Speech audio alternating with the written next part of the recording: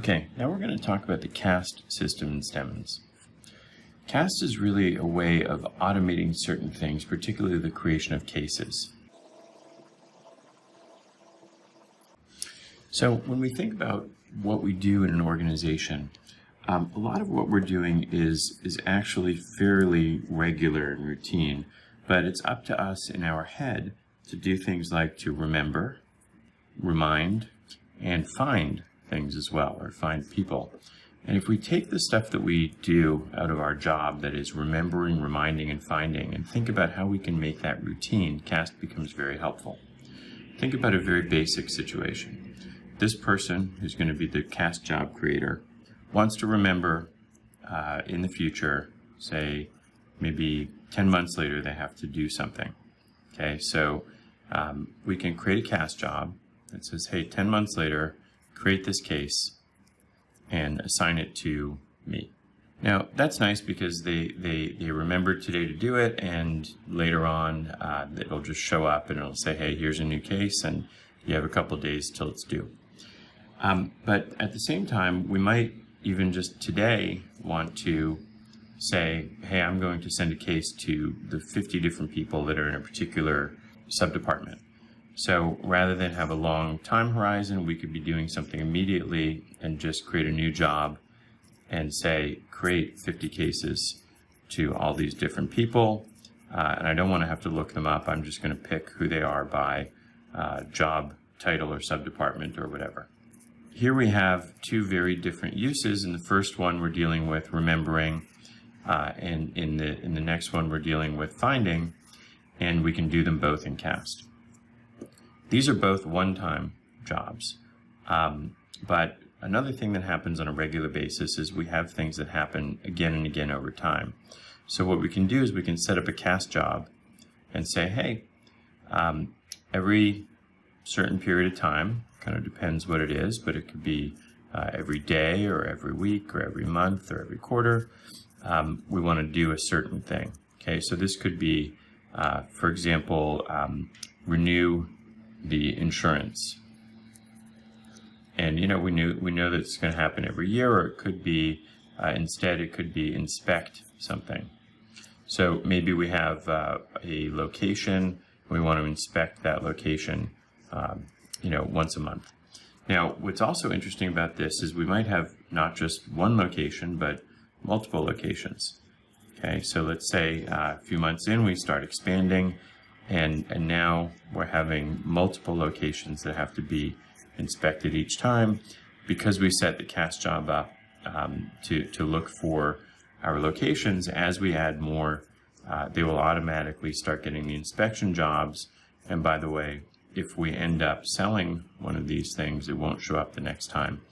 And so now we've been able to do one caste job that will not only remind us to do that thing every time, but it will open up and say, well, okay, what locations or sites do we have? And let's create cases for each of those. The other thing it can do is, instead of assigning it to a person, what we would tend to do is assign it to a role. So this caste job would say, for example, assigned to the site manager.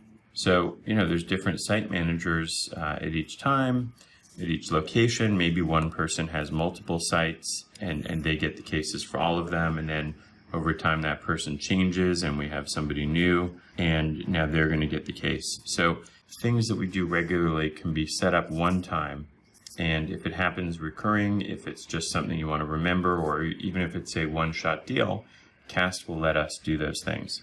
So let's look at what a caste job looks like.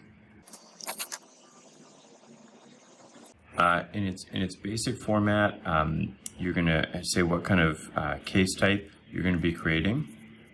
Okay, so you choose the case type from a list of drop-downs, and once you pick that, then it shows you all the different fields that you would need to make that case type. So maybe if we're inspecting sites, it would say site.